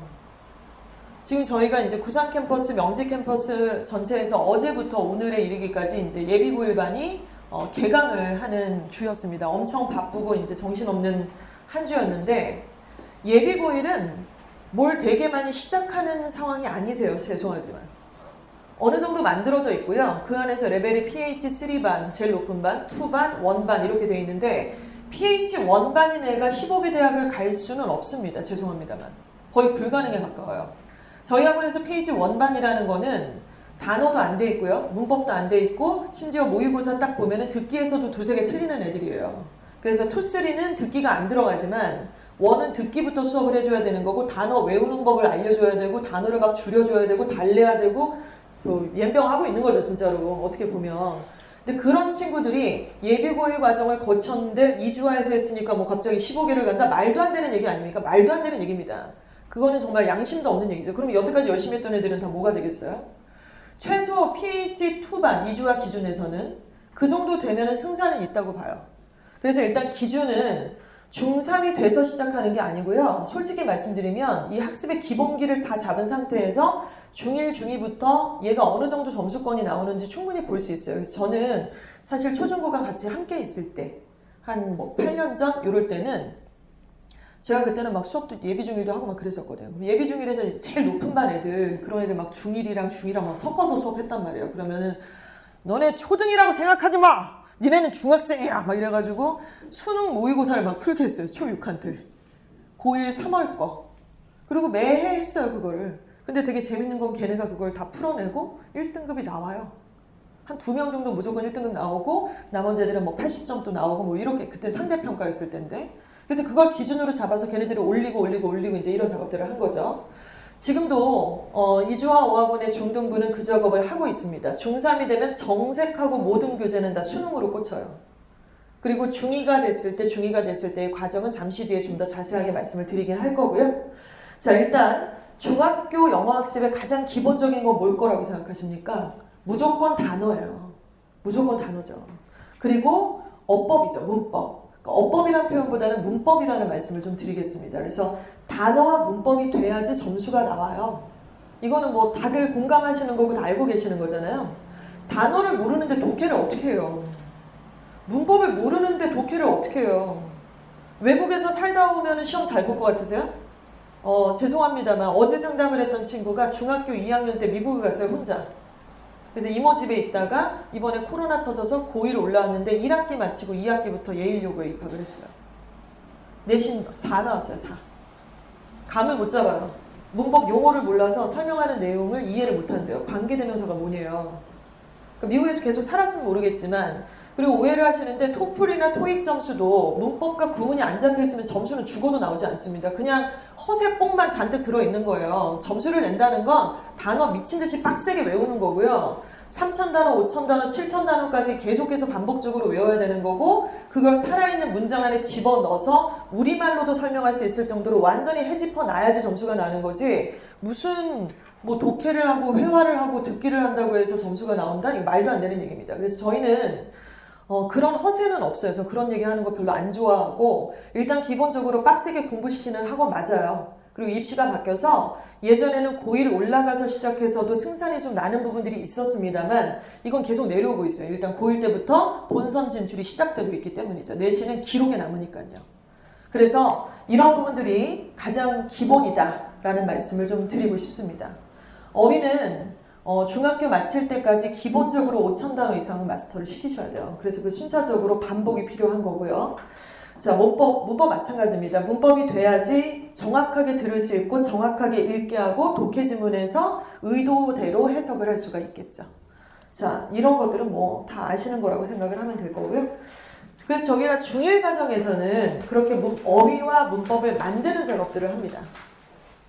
그쵸? 근데 이렇게 만들어지진 않아요. 완벽하게 만들어지진 않고 또 하고 2회독, 3회독을 해야 되고 초급 문법에서 2바퀴, 중급에서 2바퀴 그래서 마지막에 이제 어법으로 넘어가고 구문으로 넘어가서 적용 이제 이런 식으로 약간 순차적으로 잡혀있다고 보시면 되겠는데 중2에는 일단은 이런 부분들이 어느 정도 기본기가 닦였다라는 전제하에 독해력을 쌓게 만듭니다.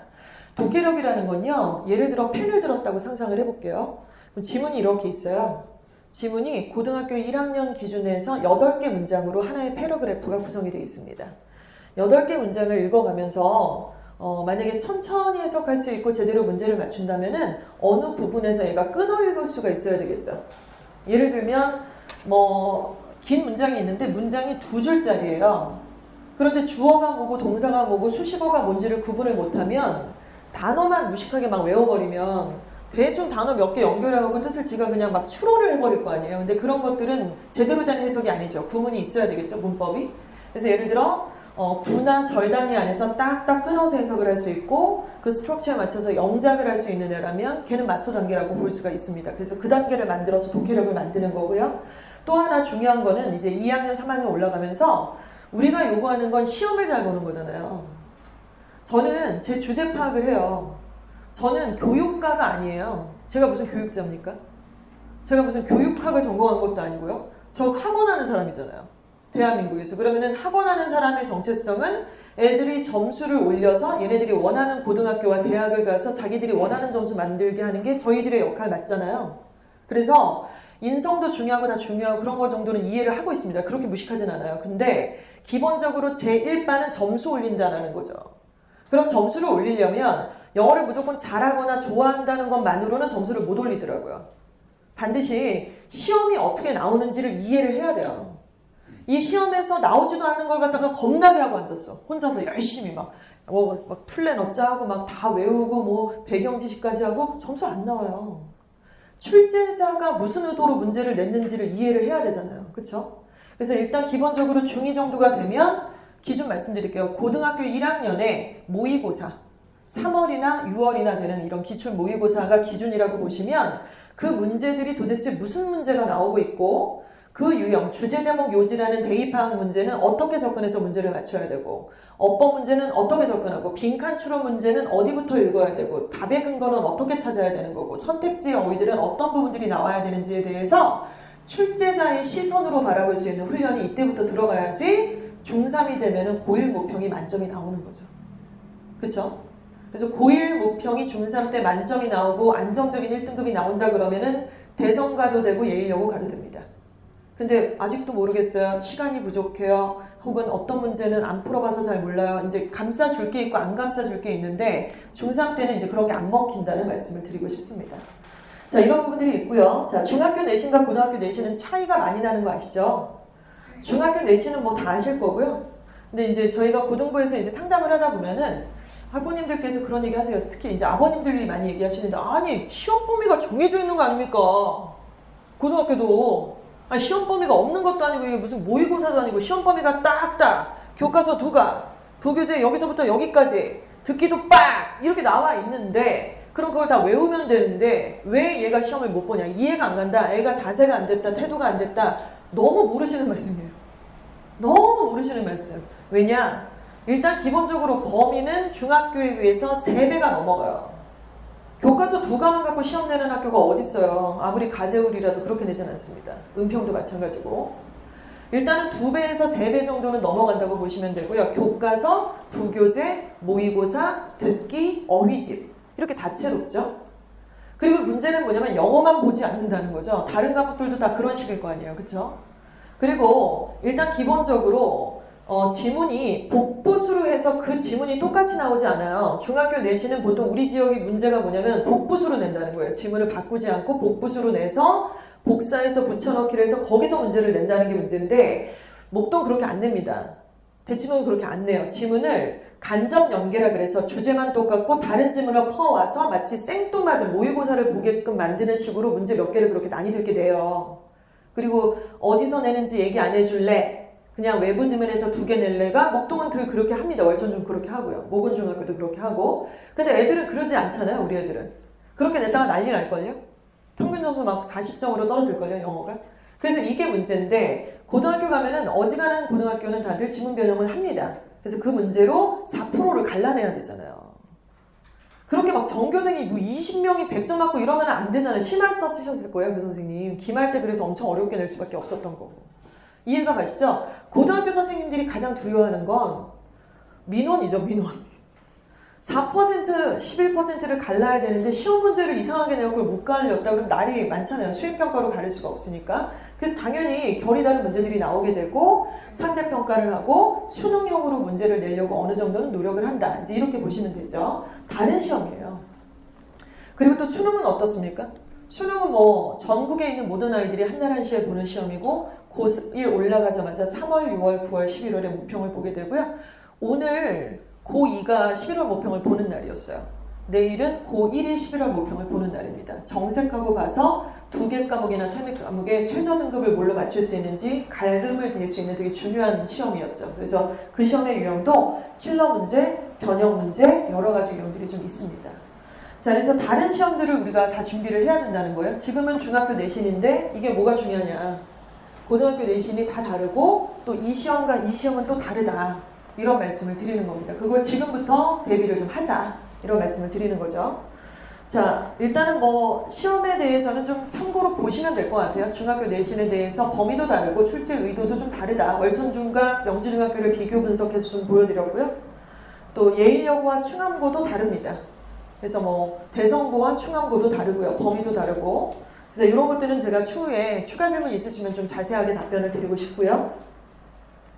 자, 그래서 결국 우리는 고등학교 올라가면 2.4등급 안에 고1 때부터 출발선 안에 넣게 해야 되는데 그러려면 지금부터 내 자식의 객관적인 영어 등급, 수학의 등급을 파악하면서 좀 가자. 지금부터 2.4 못 들더라도 나중에 가게 하면 되는 거니까. 그래서 아이들이 시험을 보면은 저희는 성적표를 분석을 해서 이렇게 만들어서 이제 배부를 하기 시작을 할 겁니다. 일단 지금 보시는 거는요. 모의고사예요. 고1 모평이라고 보시면 돼요. 중2라고 해서 아직 안 봐도 되진 않습니다. 볼 수 있어요. 특히 듣기는 다 맞아야 됩니다. 듣기가 고등학교 올라가서 안 돼 있다는 얘기는 그거는 그런 애는 거의 없다고 보셔야 돼요. 그냥 그 교육특구에는 그런 애는 없어요. 모의고사 듣기를 틀린다? 이 말이 안 돼요. 교육과정에 들어와 있지도 않거든요. 그래서 일단 듣기는 다 맞든다 치고 18번부터가 이제 독해 문제가 시작이 돼서 45번까지가 독해인데요. 지금 여기 노란 색깔 표기나 빨간 색깔 표기는 뭐냐면은 난이도를 말씀을 드리는 거예요. 그래서 제일 난이도가 어려운 시험이 여기 31번부터 40번간의 구간입니다. 모의고사 배치로 보시면요. 그래서 지금 저희가 원래 이제 토셀이라는 공인 시험으로 우리 아이들을 이제 분석을 하고 있었습니다만은 실제로 이거보다 제대로 한번 맞짱 뜨자. 그래서 중학교 2학년 올라가는 아이들부터 이제 순차적으로 시험 볼 때 모의고사로 볼 거예요. 고1 과정의 모의고사. 그래서 노출성이 없는 것들을 저희가 섭외를 할 건데 문제가 있어요. 애들이 45문제를 다 못 풀어요, 사실은. 그리고 45문제를 풀었는데 막 다 X야. 그럼 그거 성적표에 의미가 없잖아요, 또. 다 틀려버리고 뭐 뒤에 시간 쌓았고 뭐 플러스 막 이러고 앉았으면 이제 그게 의미가 없으니까 저희가 이제 여기서 이 노란 색깔 난이도가 쉬운 거라고 말씀드렸죠. 여기 무슨 문제가 나오냐면 보통 실용문, 도표, 광고문, 주제, 요지, 제목, 어휘, 어법까지가 여기에요. 그래서 보통 1등급을 받는다는 얘기는 듣기는 다 맞고 여기 30번까지는 틀리는 흠결이 없어야 돼요. 여기서 틀리면 안 되죠. 여기까지 받아서 30일에서 40번까지 한 두세 개 틀린다 그러면은 한 1등급 나오는 거예요. 2개 정도 틀린다 그러면 장문에서 틀리면 안 되는 거고 이게 1등급입니다. 90점 넘어야 되는 거니까. 근데 애들 여기까지 풀면 이제 약간 현타오고 멘붕 오니까 문제들을 조합을 할 거예요. 난이도가 쉬운 문제들을 1단계, 2단계, 3단계를 해서 의미 있는 성적표를 아이들한테 맞추게 할 거죠. 그래서 예를 들면 고등학생한테도 저희가 이런 전략을 쓰는데 야, 너 이런 거 풀지 마. 너 지금 네가 이거 풀 때가 아니야. 너 수준이 낮으니까 듣기에서만 감점 없게 해. 30번까지만 틀린 거 하나도 없게 해. 여기 그냥 찍어. 너 어차피 못 풀어. 시간도 안 맞고. 그러니까 그거를 학년을 낮춰서 중2부터 하자는 거예요. 무슨 말씀인지 아시겠죠? 그러면 그 부분을 다 맞게 하고 그 다음 단계로 올리고 그 다음 단계로 올리면 전체적으로 다 정복 단계로 올 수 있다는 말씀을 드립니다. 성적표에 대해서 공감을 같이 하실 필요가 있어요. 막 뭐야 색동저고리야? 막 이러시면 안 되고요. 일단 성적 분석을 통한 학습 방향의 설정을 같이 해야 되겠죠. 자, 결국 중학교 2학년의 첫 번째 퍼스트 스텝은 국영수를 지금 영어학원에서 이런 얘기 들으셨잖아요. 국어도 수학도 이런 결이 비슷한 상담들을 해내셔야 돼요. 그래서 우리 애가 예뻐요. 집중력이 좋아요. 선생님들한테 너무나 친절한 학생입니다도 참 좋고 중요한 건 맞지만 일단은 우리가 학원에 보내셨을 때 기대하고 있는 부분들이 분명히 명확하게 있으신 거잖아요. 그럼 그런 것들을 그 교육기관에 반드시 요청을 하셔야 됩니다. 수학, 국어 마찬가지고요. 자, 중3 가을이 되면 일단 기본적으로 모든 것들은 다 드러나게 돼 있어요. 그때부터 뭔가 역전이 되기는 참 힘듭니다. 솔직히 말씀드려서. 왜냐면 중3은 생각을 해보세요. 지금 애들 중3이잖아요. 6개월 뒤에 성적표 나와요. 5월 달에 중간고사 보잖아요. 그게 뭐 얼마나 바뀌겠어요. 그쵸? 근데 애들한테 이제 그렇게 얘기를 못하니까, 그리고 그걸 뒤집는 아이들도 전혀 없는 건 아니니까 순차적으로 고3 1학기까지 이렇게 올리는 단계를 얘기하는 거지, 이때부터 막 사후 찍고 이러면은 지금 노답입니다. 솔직히 말씀드려서. 자, 그래서 이제 중3 가을이 돼서 3, 2, 1 이런 식으로 순차적으로 올라간다. 이렇게 이제 과정을 좀 잡으시면 될 것 같습니다. 네, 일단은 뭐 이런 상황에서 예비고의 성적표 뭐 이런 부분들이 있고요. 잠깐 이제 학종 얘기로 좀 넘어가도록 할게요. 학부모님들께서 이제 눈높이가 좀 높으세요. 그래서 아닌 말로 나 재수를 시키서라도 나는 무조건 서영구나 서성환이까지는 난 보내야겠다. 내가 얘를 그렇게 생각을 해서 어렸을 때부터 많이 투자도 했고 그 정도로 나는 가이드를 했다. 그런데 가능하면은 당연히 현역에서 보내고 싶으시지, 무슨 재수예요. 재수는. 그쵸? 재수하면은 뭐 사실은 내신이고 뭐고 다 못 써먹을 확률이 굉장히 높은 거잖아요. 어찌됐건 그렇게 현역에서 이 동네에서 서성환이 정도까지를 보내신다 그러면은 학생부 종합전형이라는 전형을 쌩까실 수가 없어요. 그 대학은 그 전형으로 안 뽑습니다. 교과로만 뽑는 전형이 아예 없어요. 내신하고 최저만을 갖고 오는 학교는 없어요. 그 대학들이. 그래서 생기부를 좀 생각을 하셔야 되는데, 생기부는 그 중학교 지금 생기부가 애들이 중학교 1학년 마쳤으니까 내년 2월쯤에 열람을 하실 수 있을 거예요. 내신 성적이 뭐 시험을 안 봤다 하더라도 수행평가를 통해서 성취도가 다 반영이 되고 있고요. 그리고 교과세 특은 각 과목 선생님들이 다 기재를 하셔야 됩니다. 중등부에서, 중학교에서. 그래서 1학년 과정을 얘가 어떻게 보냈는지에 대해서 생기부를 꼭 확인을 하셔야 돼요. 그리고 2학년 마치면 물론이고 3학년 마치고서도 물론이고요. 전제를 드릴게요. 이걸 못 하신다면 생기부 어려워. 중학교 생기부 들어가지도 않고 어차피 대학 때 안 들어가요. 대학교 들어갈 때는 중학교 생기부는 안 들어가죠. 중1 때 시험도 안 받고 복잡하고 출력 어떻게 해야 되는지도 모르겠고 뭐 그거 한 사람도 많이 없는 것 같고, 그런 학부모님은요 학종으로 애 대학 못 보내세요. 중학교 때 한 번도 그 경험이 없는 엄마는요 그 애가 그 경험이 있을 리가 없어요. 생기부가 뭐가 어떻게 돌아가고 있는지 메커니즘을 하나도 몰라요. 띄워본 적도 없어요. 글자 수가 몇 자인지도 모르고 1번 항목이 뭐고 10번 항목이 뭔지를 몰라요. 어떻게 그 엄마가 애를 서성환이를 보내요? 학생부 종합밖에 없는데 거기는? 스카이를 어떻게 보내요? 돈으로 보내는 거 아니잖아요. 서류 만드는데 학교가 애 만들어주는 거 아니에요. 엄마가 만드시는 거예요. 엄마랑 학교랑 아이랑 학원이랑 같이 만드는 거지. 그래서 학종에 대해서 복잡하고 어려운 건 맞습니다만 이 부분을 생각을 하셔야 된다는 거죠. 그리고 애가 학생부 교과가 맞을지 종합을 맞을지는 지금 결정하시는 상황이 아니세요. 고등학교 1학년까지 가보셔야 되는 거고 내신을 나와봐야지 아는 거잖아요. 그쵸? 그럼 학종을 할 때 가장 핵심이 뭐냐면 봉사 아니에요. 독서도 아니고요. 학생부 종합전형의 가장 키워드는 뭐라고 말씀드렸죠? 제가 보고서라고 고등부 간담회 때도 많이 강조를 좀 드렸습니다. 애가 보고서를 쓸 수 있는지 없는지에 따라서 완전히 달라질 거예요. 그래서 보고서라는 거는 일단 기본적으로 수행평가를 아이들이 하면은 보고서를 내는 양식들이 있고 선생님들이 요청하는 출제자 의도가 있습니다. 근데 애들이 이 경험이 없으면은 일기글을 써버려요. 느낀 점만 써버려요. 그래서 이런 일들은 고등과정에서도 너무나 많죠. 과학 보고서를 쓰라 그랬는데 느낀 점을 써고 앉았고 근거는 없이 하나도 자기가 생각하고 있었던 거, 인권에 대해서 쓰랬더니 자기가 평상시에 생각했던 일기글 같은 그 쓰레기 같은 글들을 막 써서 이렇게 내면은 그게 점수가 안 나올 거 아니에요. 그게 보고서도 아닌데. 세특에다가 250자 쓸 게 없는 거예요. 걔 느끼는 점 갖고는. 일단 기본적으로 자기만이 어떤 주제를 놓고서 탐구하고 공부했던 방법, 자기만이 알아냈던 자료를 탐구했던 방법들, 그리고 근거 자료들, 내 생각이 아니라 근거 자료들, 책, 유튜브, 보고서, 논문, 뉴스, 그걸 쓰고, 그리고 방향성. 근데 어마무시한 글들이 아닙니다, 사실은. 간단한 양식의 보고서를 쓸 수 있는 애와 그렇지 않은 애는 너무너무 다르다는 거예요. 근데 이거는 국수형뿐만 아니라 사회와 탐구가 되게 중요해요. 과학이랑 사회. 이 과목들도 그렇게 쓰셔야 되겠고, 그래서 추천드리고 싶은 거는 논술학원을 꼭 보내세요. 논술학원을 꼭 보내셨으면 좋겠어요. 독서 토론을 할 수 있어야 돼요. 주제를 가지고 아이가 토론을 한다는 얘기는 주장을 얘기하고 근거를 찾아서 얘기하는 거지 자기 느낀 점만 얘기하는 건 아니거든요. 그리고 보통 논술 토론학원에서는 당연히 글쓰기가 들어갈 때 주제 논거에 대해서 돕아보는 작업들이 늘 들어갈 수밖에 없습니다.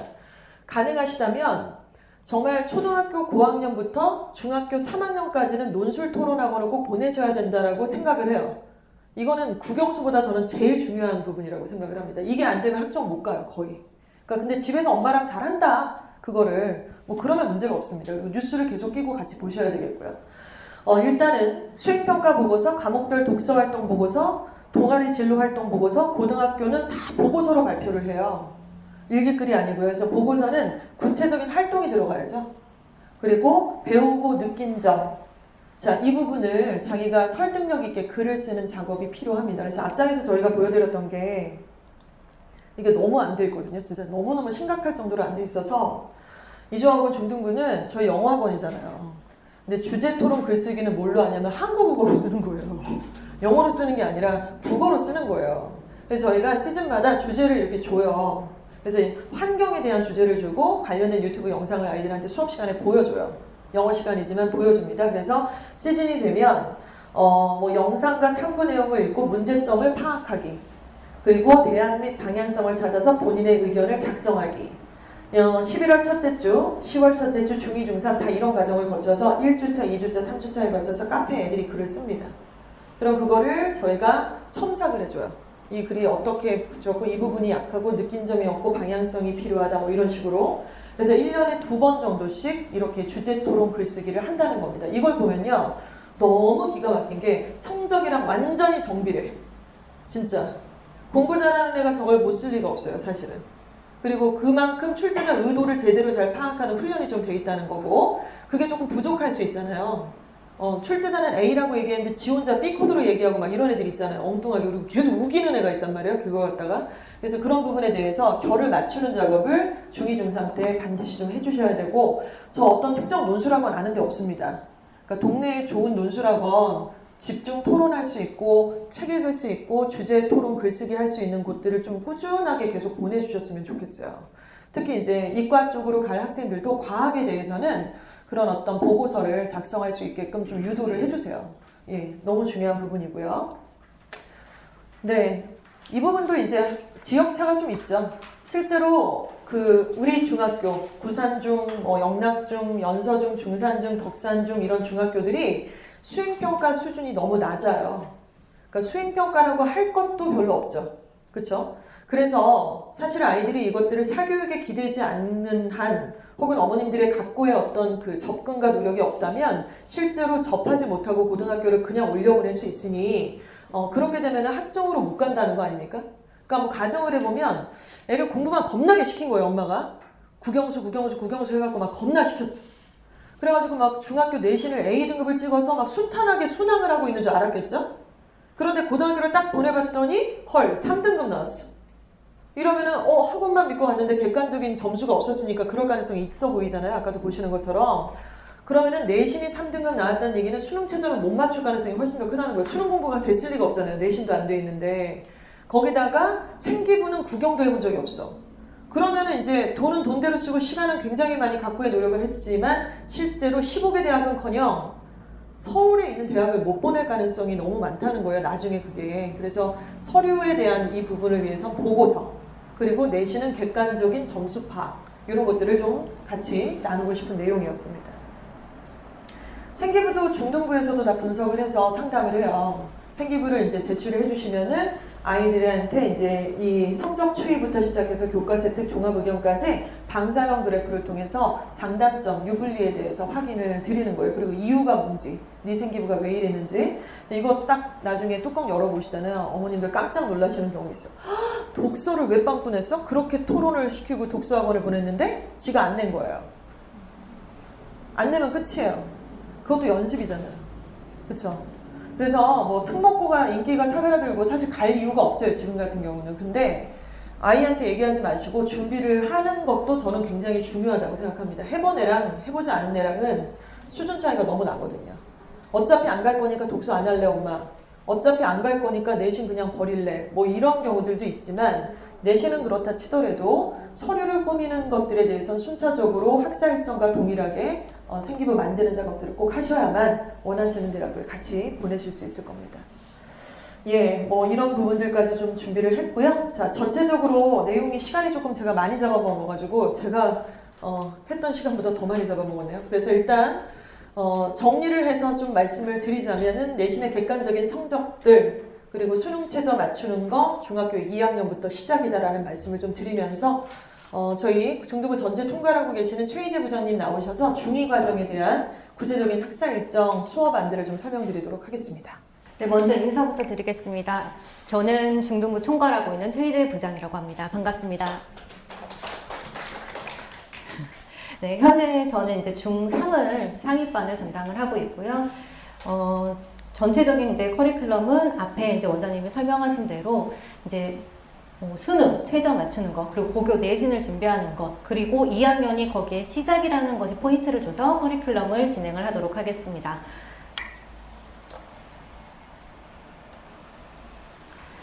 중학교 2학년이 입시를 위한 수능 영어의 시작이기 때문에 가장 중점을 준 거는 수능의 문제 유형을 학습을 하고 그것을 어떻게 진행을 하는지가 가장 중요한 핵심이고요. 아직은 그래도 중학생이기 때문에 또 중요한 포인트가 문법이에요. 우리 학생들이 문법이라고 하면 보통 이제 비동사, 일반 동사, 그 다음에 뭐 인칭 대명사 이런 것들만 이제 머릿속에 떠오르고 있거든요. 근데 사실 문법의 시작은 문장의 형식입니다. 그래서 문장의 형식을 제대로 이해하는지 안 하는지에 따라서 이 학생의 문법 점수, 그리고 문법 점수로 끝나는 것이 아니라 중학교 2학년부터 우리 학생들은 내신을 보죠. 그럼 내신에 서술형이 있단 말이에요. 그 서술형에서 점수를 얼마나 내가 챙겨가는지가 사실은 이 문장의 형식에서 결정이 돼요.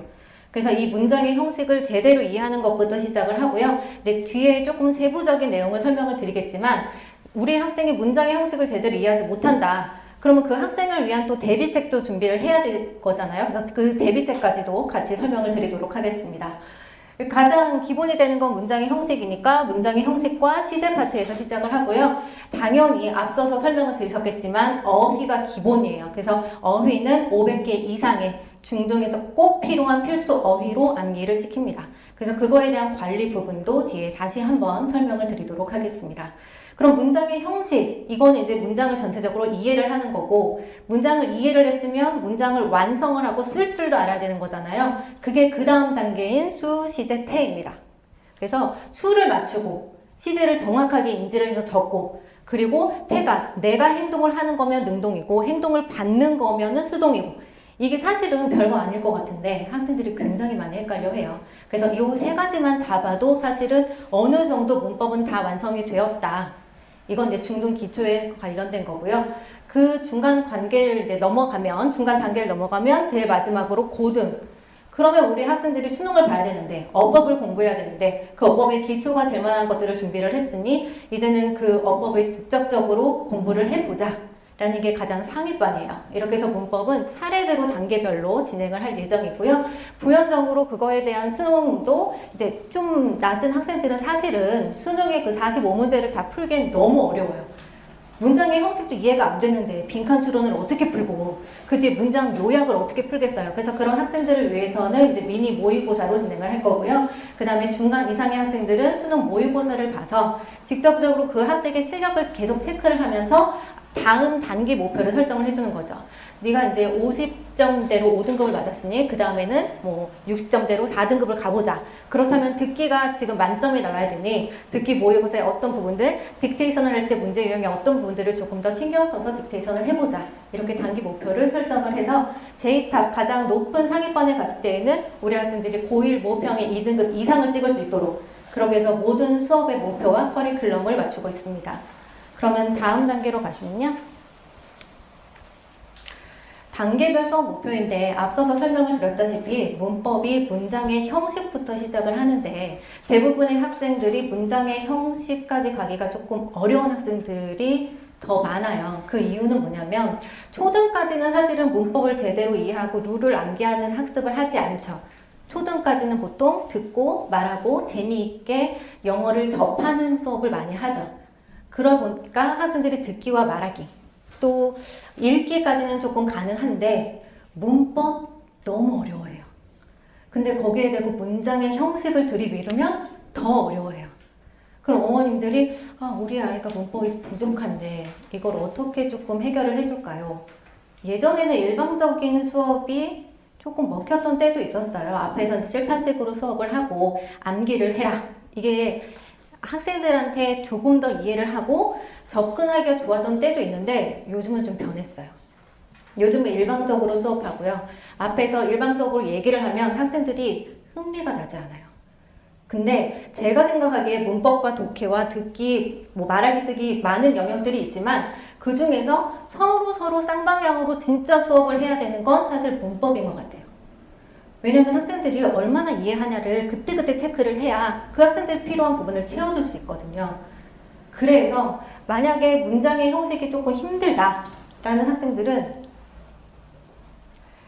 그 밑에 문법 클리닉이라고 하는 수업을 연계해서 진행을 합니다. 그러니까 문법 클리닉은 단순히 앞에서 설명하는 수업이 아니고요. 학생들이 문제를 풀어요. 그럼 문제를 풀고 채점을 하면서 학생들이 놓치고 있는 문제들이 보이거든요. 틀리거나 맞았는데 잘 이해가 안 되는 문제. 그 문제를 설명을 하면서 문법에 대한 개념을 다시 한번 이해를 하는 거예요. 정규 수업에서는 문법의 개념 설명을 할 거예요. 그런데 우리 친구들이 스스로 문제를 풀 때 그 개념을 적용을 못 시키는 친구들이 문장의 형식을 이해하지 못하는 친구들이에요. 그래서 문제를 풀면서 함께 다시 한번 접근을 하고 그 학생한테 제대로 된 문제풀이를 설명을 해주는 거죠. 그래서 이거를 이제 정규 수업과 같이 병행해서 하면 훨씬 학생들이 문법을 쉽게 다가갈 수 있습니다. 그리고 이제 정규로 가면 이제 문법의 개념 정리를 진행을 하는 거고요. 상위반으로 올라가면 앞서 말씀드렸다시피 중등 과정의 문법이 아니라 고등 과정의 문법으로 어법을 배우게 되는 거죠. 그래서 그렇게 차례대로 단계별로 학생들이 공부를 하게 되면 중3이 됐을 때 앞서서 보셨던 그 구경수 모의고사도 진행을 하고요. 그리고 가장 상위반 학생들 같은 경우에는 매주 실수모를 봐요. 그럼 매주 실수모를 통해서 학생들이 일주일에 한 번씩 본인의 모의고사를 체크할 수 있는 거예요. 그래서 여러 가지 단계별로 진행을 한다. 그 단계를 통해서 단기적인 목표를 학생들한테 전달을 하고 우리가 목표로 세웠던 것, 그리고 학생이 스스로 느끼면서 조금씩 성장해 가고 달성해 가는 것, 그것이 고등학교의 고교 내신을 준비하는 첫 단계가 아닐까 이렇게 생각이 좀 듭니다. 그래서 밑에 2학년 시간표 구성은 12월 학기 기준으로 적어 놓은 거고요. 그리고 뒷페이지에 넘어가면은 각 영역별로 교재가 있습니다. 교재의 기본은 앞에서 설명드렸다시피 단계별로 꼭 알아야 되는 어휘 교재, 그리고 문법의 개념 교재, 그리고 듣기와 독해 교재로 나열이 되어 있어요. 수능을 저희가 준비를 하지만 중2는 아직 수능의 문제를 풀기는 좀 어렵기 때문에 저희가 독해의 전체적인 문제 유형을 풀 수 있는 교재로 선정을 했고요. 단계별로 진행을 하면서 학생들한테 필요한 교재들로 다음 학기에도 준비할 예정입니다.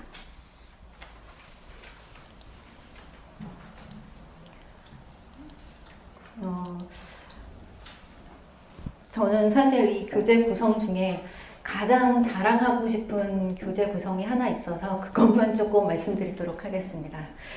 다른 학원에 없는 교재라서 쓰기 교재를 한번 봐주시기 바랍니다. 쓰기 교재에 영어 신문을 다루는 학원들은 사실 많아요. 많고 영어 신문의 종류도 굉장히 다양합니다.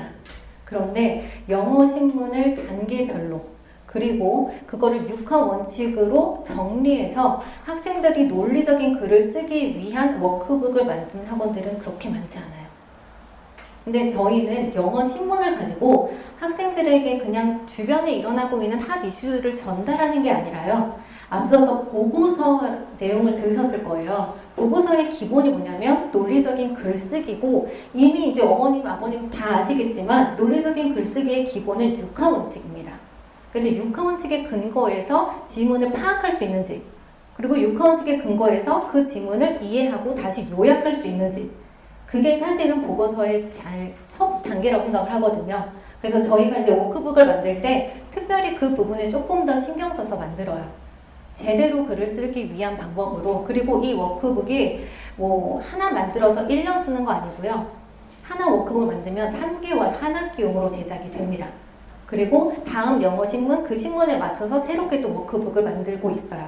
그리고 그 워크북에 어머님들이 집에서 이제 자녀분들 워크북 보면 영어 신문에 나와 있는 소재뿐만 아니라요. 다른 다양한 소재들도 넣어서 학생들이 생각할 수 있고 한국어로 정리할 수 있게끔 저희가 시스템을 만들어 놨어요. 그게 앞서 얘기한 주제 글쓰기와도 연계가 되어 있고요.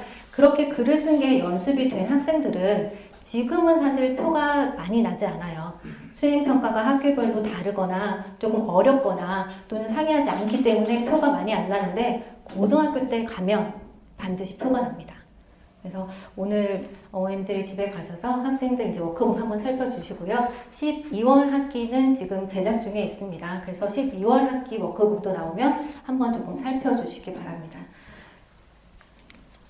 네, 그래서 이제 중학교 수업 진행은 뭐 문법, 독해, 그 다음에 특히 쓰기별로 이렇게 진행이 되는 거고요. 사실 저희가 문법하고 어휘가 굉장히 조금 빡센 학원으로 알려져 있어요. 특히나 어휘에 관련된 부분은 저희는 테스트를 통해서 계속적으로 감시 감독을 합니다. 어휘는 절대 혼자서 외우겠지라고 하는 영역이 아니에요. 그래서 학원에서 이거는 좀 반강제식으로 학생들을 불러다가 하고요. 앞서 이제 문법 클리닉만 설명을 드렸는데 거기에 이제 단어 멘토링 제도도 있어요. 그래서 우리 학생이 어휘 암기하는 거 너무 힘들어한다. 그런 학생들을 위해서 발음부터 그 다음에 뜻, 의미 다시 한번 설명해 주는 제도도 같이 진행 중에 있습니다. 그래서 지금 중학교 2학년 때 어휘는 좀 많이 잡고 가야 돼요. 사실. 그래서 그 부분에 조금 더 신경 써서 저희가 관리를 하고 어머님들에게 문자로 또 전송을 할 예정입니다. 그래서 전체적으로 커리큘럼은 이렇게 진행이 되고 있고요. 혹시라도 이제 커리큘럼 내용이거나 또는 그 밖의 내용이 궁금하신 분들이 계시면 간담회 후에 다시 이제 설명드리도록 하겠습니다.